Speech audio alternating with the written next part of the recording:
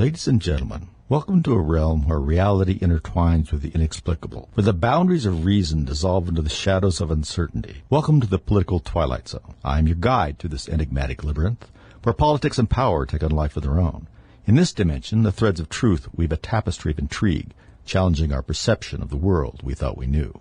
In this world, nothing is as it seems, and the truth lies buried beneath layers of deceit. Prepare to venture where reason meets the unexplained, and where the unexplained might just be the ultimate truth. Hi, folks. Welcome back. Another week goes by here on KNZZ KGLN. Rick Widener getting it right. Welcome back to the what used to be the United States of America. I mean, I guess we could still call it that. It doesn't feel like it anymore. I don't want to bring you all down, but that's starting to feel like that. Now, what I am going to say is I'm going to talk about some of these firearms bills that are coming up in the legislature. So people ask about them. I've got all of them together here. Actually, I was sent this list by one of the legislators to let people know what's going on out there. Okay? That would be you. And they're pretty bad.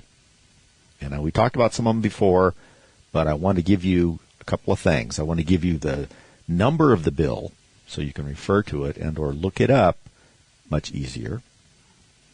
Then I'm also going to tell you that we're going to post the email on our Facebook, because it's easier to do there, and I can send it out. I pay Facebook a few bucks, and they blast it out to a few more people.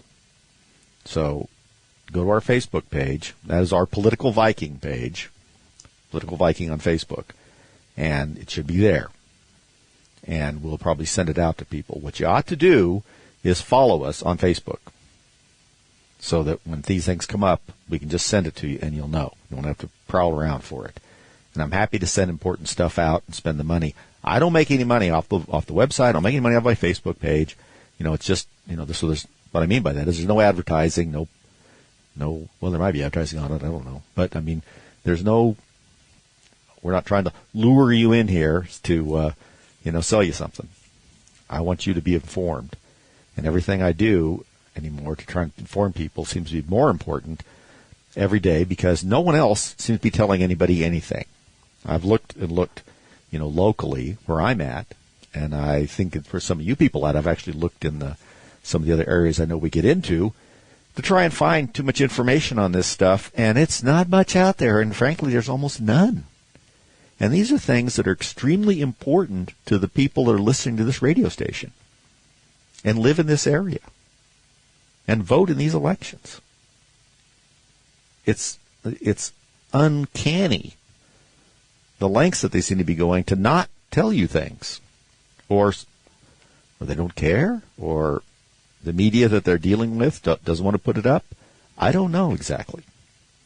I have theories about that. But these things are too important to imagine that not telling you about them is completely accidental.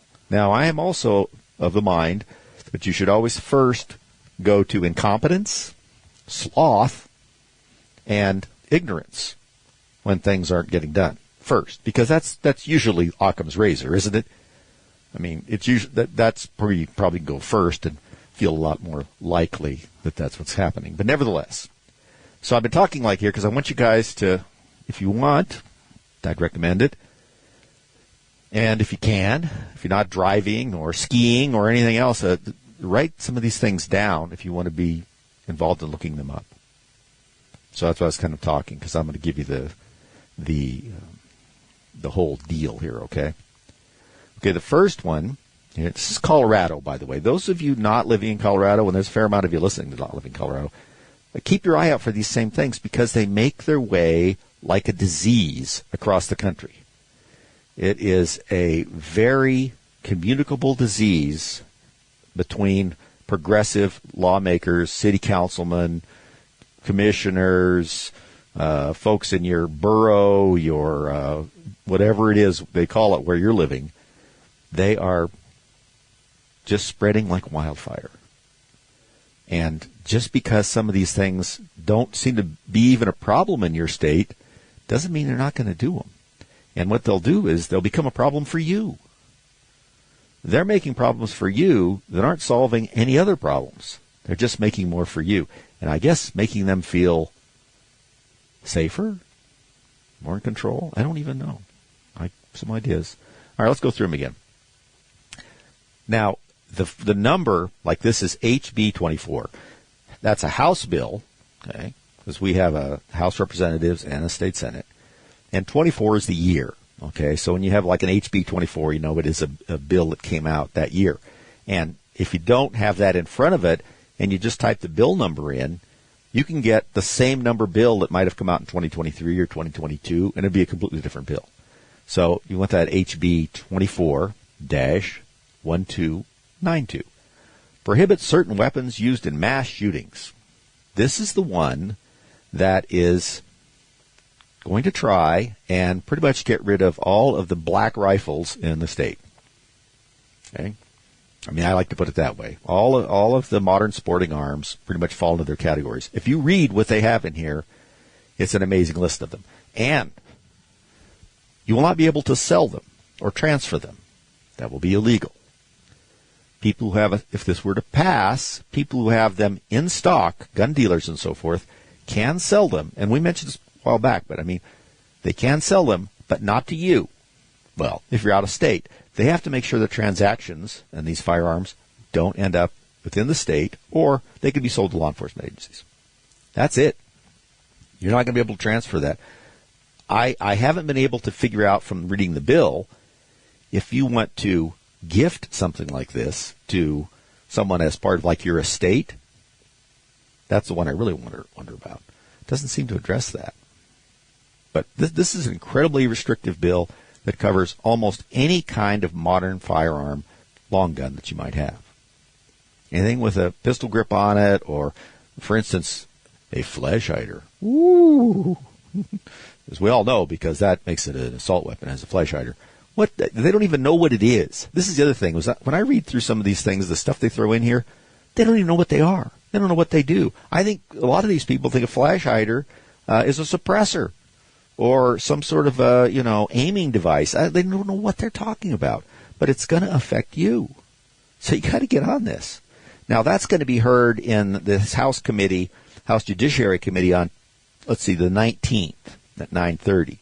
There's a way to sign up to testify in these things, and you can do it remotely, on your computer, and you get your shining face there on, video. The place you sign up for that, you can get it from the legislative website, but it's hard. I'm going to put that up on the Facebook page. Sign up. There'll be a lot of people testifying. You may not even testify before the time, but they need to see a lot of people waiting and a lot of people not happy. Maybe we can scare them off. I mean, they're getting more and more bold. Remember, in 2013, I think it was, that we managed to get rid of a couple of these characters in recalls after they did some of this gun stuff. But since then, they've gotten more and more emboldened. And remember, you're dealing with really low IQ people here for the most part. So what would make sense to you doesn't necessarily make sense to them. So you have to be seen or heard or something. The next one. And we'll go through these. Senate Bill 131. So it's SB 24-131, prohibiting carrying firearms in sensitive spaces. Okay, that's going to be heard. That was already heard once. Okay. But you need to know about these anyway. I got this a little late, I guess. I mean, they're not done with it yet. So you can still call. These are still in committee. You can still call your senator, call your representative. As conservatives, we have a little better shot at killing something in the Senate because the numbers aren't weighted so heavily towards the Democrats. The House is really weighted to them. We're approaching the single-party state here if we keep going in the direction we're going. And that is one about carrying in sensitive spaces. And I mentioned it before. They list spaces that's all over the place, all kinds of places that you can't carry at all. Not open carry, not concealed carry. And you can get in trouble really easily if you don't know this. And by making it more complicated, that all by itself opens the door up for people to become, breaking the law without even knowing it. Some of these areas. That's not That's not what the law is for, folks, is not to try and trap you. We'll be back with more of this. Hang by. All right. Let's get back to some important stuff here, folks. You may recall, just for a little break there, we're talking about all these firearms bills in the Colorado legislature. And if you're not in Colorado, they're either in your state or they're coming your way. Unless you have a strong conservative legislature and or governor. By the way, some of the Republican governors haven't been very impressive either in vetoing bills that made perfectly good sense. I don't know what they think they're doing in the long run. I'm starting to be able to lose contact with it and with what they're thinking, partly because I don't know if I can be crazy enough to figure out what they're thinking. But it's so many of these things are so illogical and damaging. You think, why would they do that? You have to really start poking around with some of this. They want things to go wrong. It's that simple. All right, here's one that House Bill 24-1348. Secure firearms storage in a vehicle. Okay, that's out there too. Now, this particular one talks about storing, obviously, I mean, it's kind of straightforward, but how you store your pistol in a vehicle. Anything really, but I think most times it's going to be a pistol. If you're not in the car, because see, Colorado law lets you carry a firearm in the car with you for your protection while you're traveling. If you're not in the car, as I read this bill, you're supposed to either have this in a locked, hard-sided container and or in the trunk. All right? So you have it in the car and you hop out to run into Walmart or something, and somebody breaks in your car and steals your gun, which you shouldn't want anyway. You're in trouble. You're not storing it securely. Now, we all know that whenever you need a firearm, you have plenty of time to get into the trunk, open up a container, get it out, and pretty soon it'll have to be disassembled. That'll be next to straighten things out. I mean, you'd be better off taking the hard sealed or hard shelled container and trying to beat someone over the head with it. You'll be able to get to that faster. So, and you can see where this is going. They want to make it so people don't want to carry firearms in their car. And if you get stolen and you're required to report a stolen firearm, how was it being stored? Do you see the trap, the box they're trying to put you in? All right. They also want to do this thing again. They're trying this again. This is Senate Bill 24-066, Firearms Merchant Category Code. Gee, what do you think that is? You all know what that is. They want to make, on your credit card transactions, a code that says when the transaction involves a firearm or ammunition. So they keep track of that. That's kind of interesting, isn't it? Because we're not supposed to be able to keep a gun registry. What do you think that turns into? And they know a lot about you that way. Go back and see how many firearms you've bought in the last couple of years. How much ammunition you got. That's frightening. All right. House Bill 24-1270. This I've talked about for a little while. This is the firearm liability insurance requirement. Okay, this is the one where they want, if you're going to own a firearm and have it in your house, you have to have liability insurance that will specifically cover something that happens if that firearm is used. Personal protection or whatever the case may be. In case you're liable somehow. How that all is going to work in the long run, I don't know. But you're going to have something in your insurance. If you have a firearm, you'll be required to have something in your insurance that says that you're covered for usage of that firearm as part of your homeowner's insurance or your renter's insurance.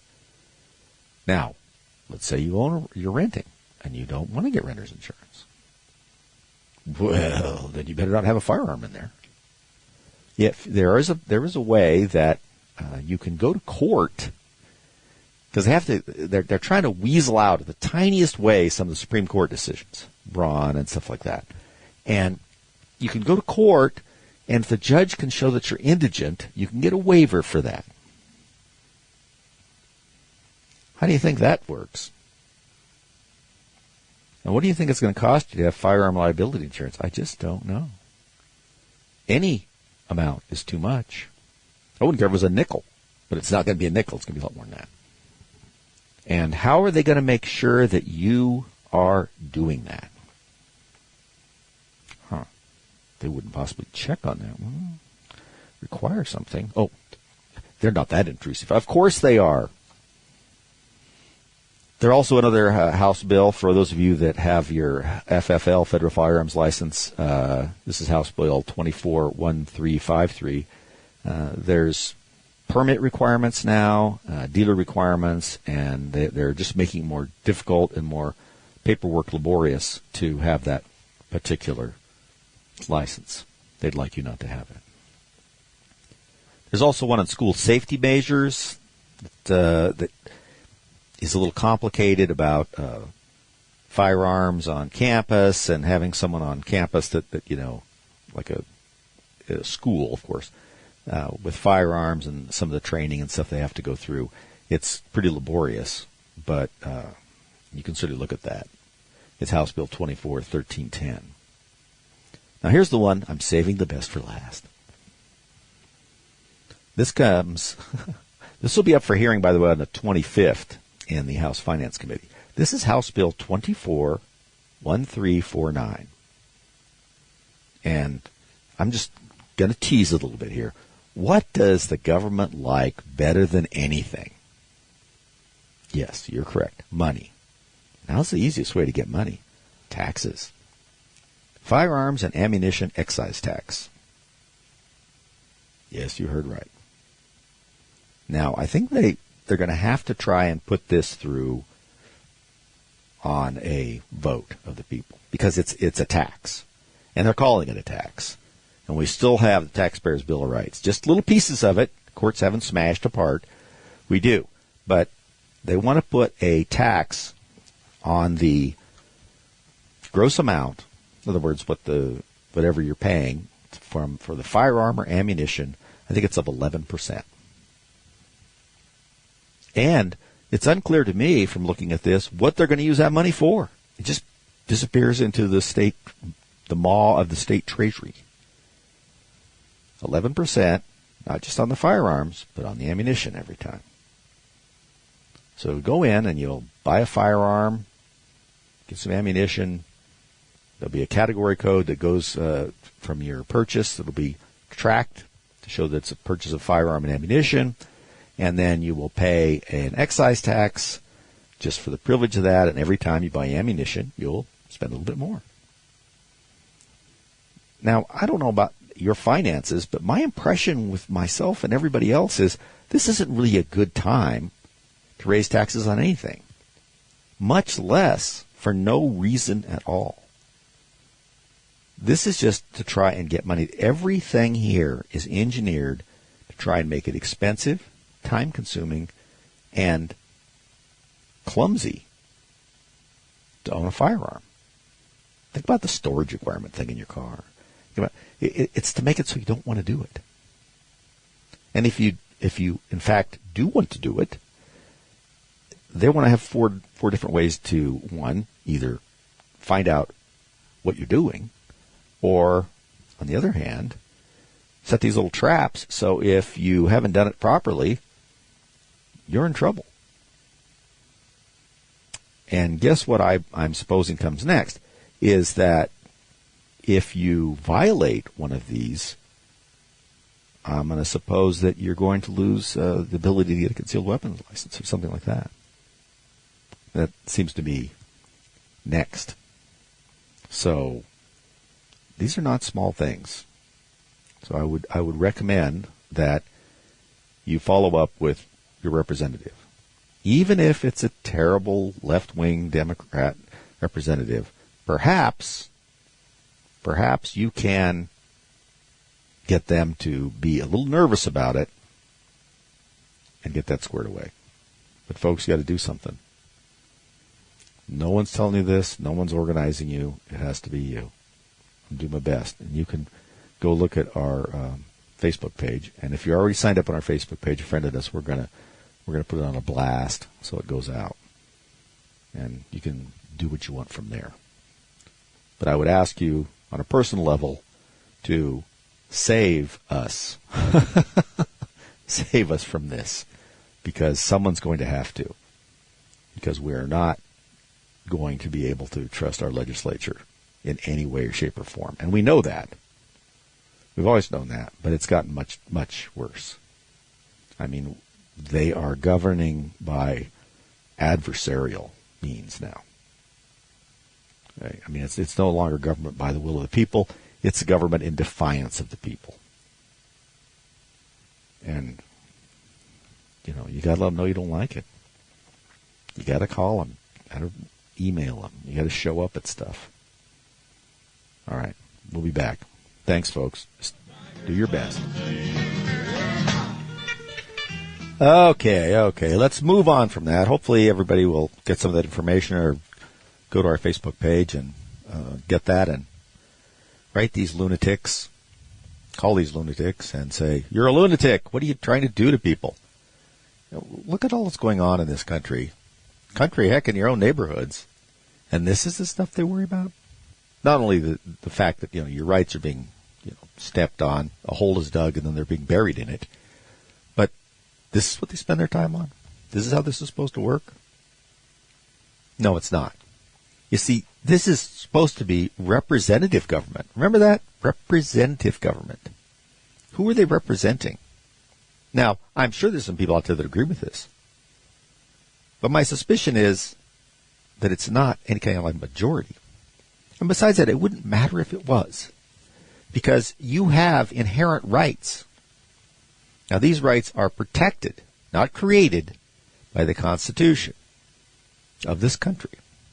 In the vast wisdom of the founders, who managed to not only write a terrific document and come up with a great plan, but also managed to predict some of the problems that would come up in the future and try and build things into the system to try and prevent those problems from arising, or at least how to deal with them. I did see that one of the anchors on MSNBC, or was it, maybe it was a guest, they were upset because they thought that it was bad that people were talking about their rights coming from the natural rights, coming from your creator, as opposed to being given to you by your government. Now, why somebody wants to feel like they owe everything to their government, I don't think you can put yourself in that headspace. To say that is just to say that there's nothing that you do that your government can't take away from you. Because if they give you everything, then they can take everything. That's the whole natural rights idea behind the framers. And if somebody wants to read some of the Federalist Papers, it's all over that. The idea that the Constitution does not give you rights but protects the rights you already have from the government. That's at its core. So anyway, speaking of things that are happening in the legal system, as many of you know, Fannie Willis, Big Fannie as apparently some of the websites call her, had a very strange decision finally come out on this case in Georgia, where she was paying a very good friend a tremendous amount of money to prosecute the case against Trump. And this person had absolutely no experience whatsoever doing any of this stuff. And it just happened to be that they were together in a romantic relationship. If you believe them, it didn't happen until after she'd hired him. She picked up this dude who has no experience in doing any criminal prosecution like this at all. Zero. And the biggest case against Trump is this racketeering and conspiracy stuff. Those are very difficult cases to try. I've tried one. I've tried conspiracy cases, and they're difficult and complex. This guy's never done one, much less against the former president of the United States. So why would she do it? Oh, gosh, of all the people out there she could hire, And she did it before she really knew him all that well. Gosh, it's a mystery, isn't it? I mean, who in their right mind believes any of that stuff? Well, this judge, McAfee, tried to do something without actually doing too much. After all this testimony, and there's some great testimony here. I mean, it's really, it's just, you can't believe what's going on with people's money. This is tax dollars, right?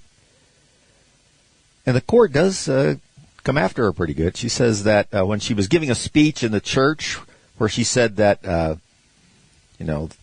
the purpose of this was to get someone because they were a black female, apparently. He said that she was playing the race card and that she shouldn't be able to have those kinds of aspersions cast at a defendant who's filing this kind of motion.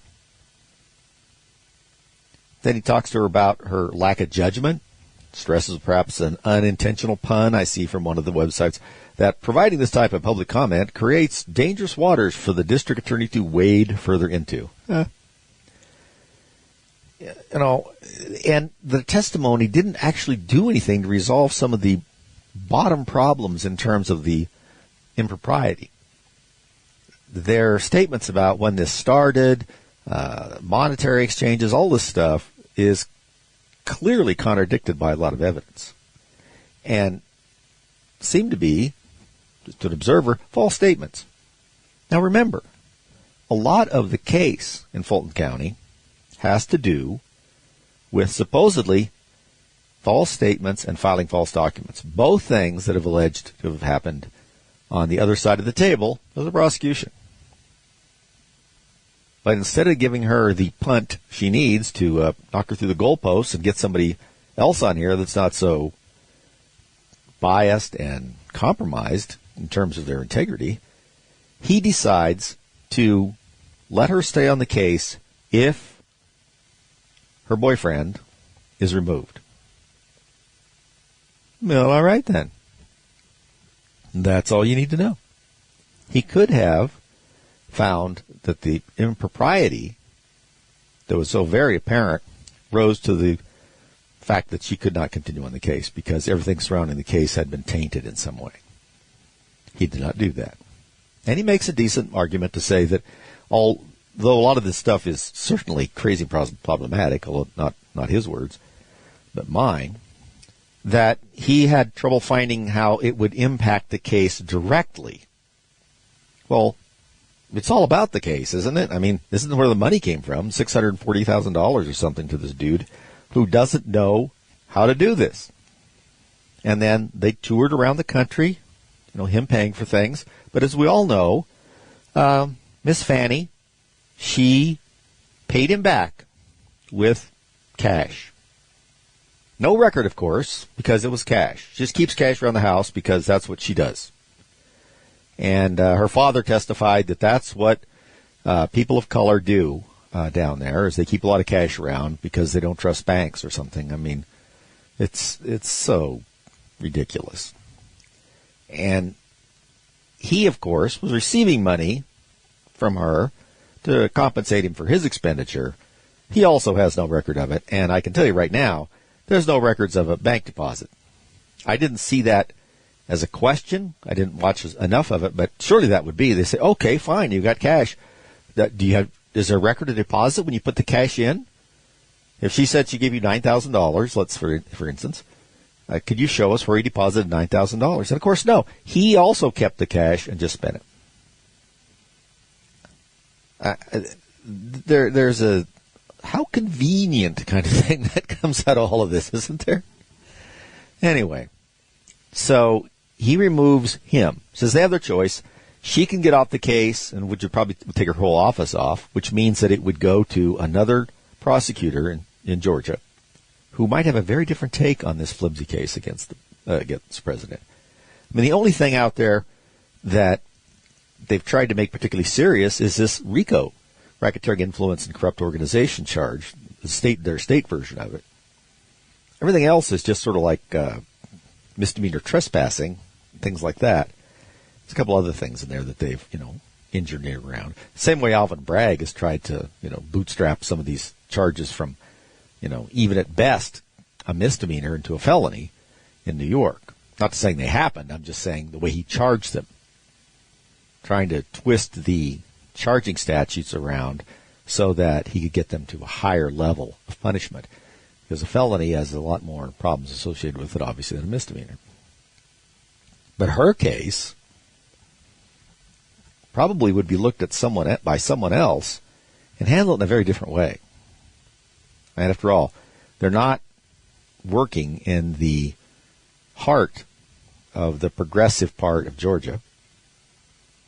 And they didn't run on getting Donald Trump. You know, I mean, that was kind of, it's not as bad as Letitia James up in New York, but you know, the whole thing, it stinks. And here's the deal. The purpose of this appearance of impropriety thing is so cases like this, especially cases involving a public prosecutor, do not stink. Do not make the public lose faith in the prosecutor and the system because of their behaviors, particularly when it's concentrated on a very important case like this. You could argue, well, it didn't directly impact the case because she wasn't getting any extra money because of the case wasn't brought for some monetary purpose, something like that. Yeah, that's sensible. It begs the question of the appearance of impropriety.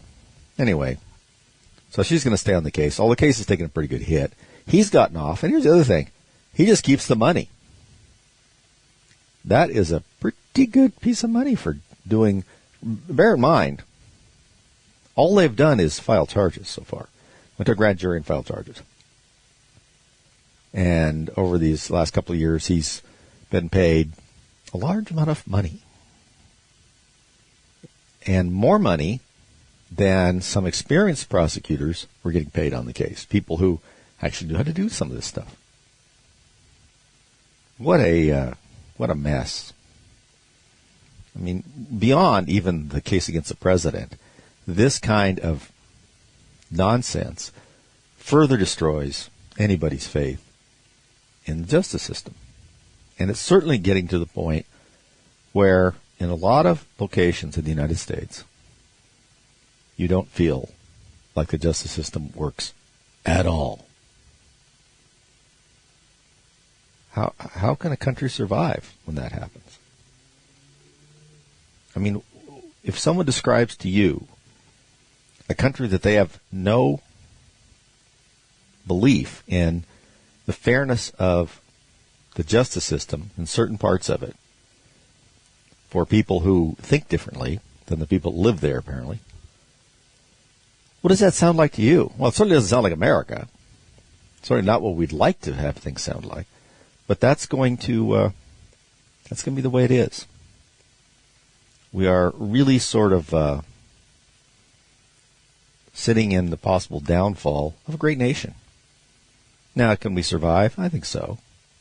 We'll be the same as we were before. Can we go backward? No. Well, we can't go backward. We're going to do something else and figure out a way around this stuff because we have peculiar problems here. This particular divide between individuals in the United States isn't across the Mason-Dixon line like we've talked about before. It's city versus everybody else. There are several states, Colorado's one of them where I'm at, Oregon and Washington State, where the population of a couple of cities is dragging the rest of the state that has a little less population in total into a direction or towards a direction they don't want to go at all. And they can't get away from it. And then even going to some of these places makes you feel like that you might not be in the same country, it would feel like. I mean, that may be a strong statement, but I mean that I think that you go to some of these places, you see what happens in some of these cities, you see how little action is taken, you see what people are getting away with, you see the breakdown not only of criminal activity, but it's just the morals breakdown is completely gone. Absolutely gone. There's no center here. There's no moral compass in most of this stuff. It's all political. And so what's happened what happens is that no one will trust this, and you worry that people are going to start taking the law into their own hands. We cannot do that. That's a Leviathan moment, a Hobbesian kind of world, war of all against all, the nasty, brutish, and short sort of life. People, under our Constitution, surrender some of their rights to a government they create for this purpose, to take those rights and administer them so that individuals do not have to administer themselves and cause a certain amount of chaos. So you turn that over, right? You turn over some of your rights, not permanently, by the way. You're just lending them to these people to say, okay, you take care of enforcing the law so I don't have to. Because if we all enforce the law, slightly different versions of it, it's going to be chaotic. So it's better to give up some of our rights to enforce the laws as we see them to the government than have what the alternative would be if everybody did it themselves. But that's the idea that there's some effort on the part of the government to administer them in a way that is not biased, that is not random. And when that happens, and those things come on, you have to be able to change the system. We don't seem to be making big progress in changing the system. The only system that seems to be being changed out there is a system in which you change the system. We're very interested in changing how people vote,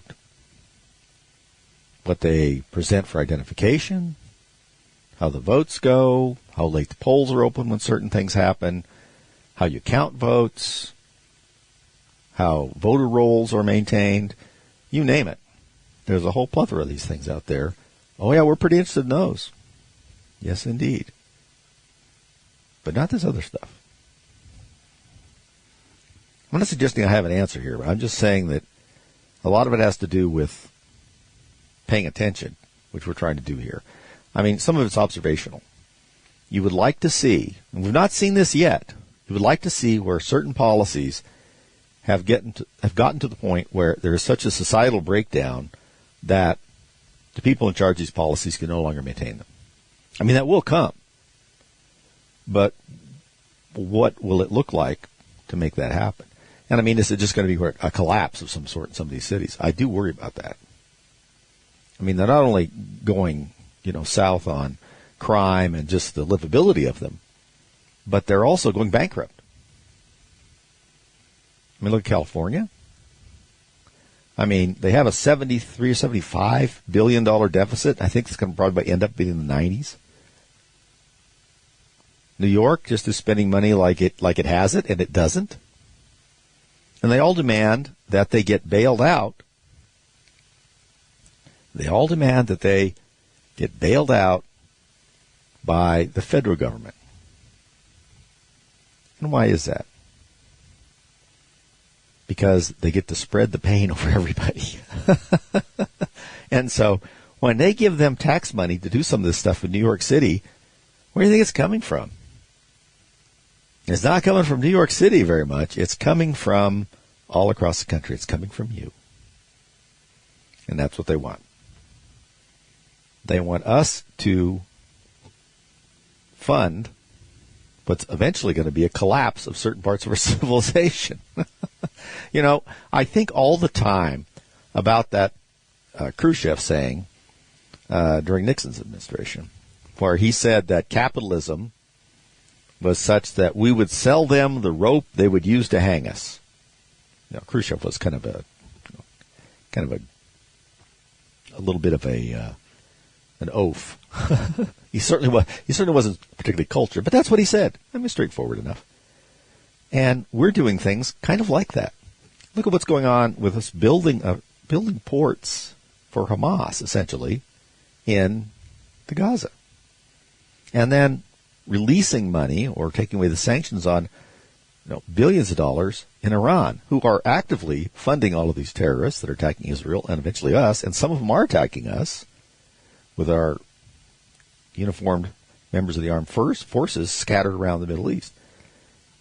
And so we're doing things that essentially harm our only really reliable ally in that area, and give things to the ones who we can just about be certain want us to see us gone. I mean, how many death to America chants can you hear out of Iran before you think that, hey, maybe they don't like us? Who pays somebody that doesn't like you and swears that everything they do is going to be intending to bring you down? I don't know what kind of nitwit does that. Oh, yes, I do. Joe Biden does that. Because, of course, he's an imbecile. And he has always been one. It's more obvious now. And he also is a tool of people that we don't even know exactly who is who. People say Obama's people, this, that.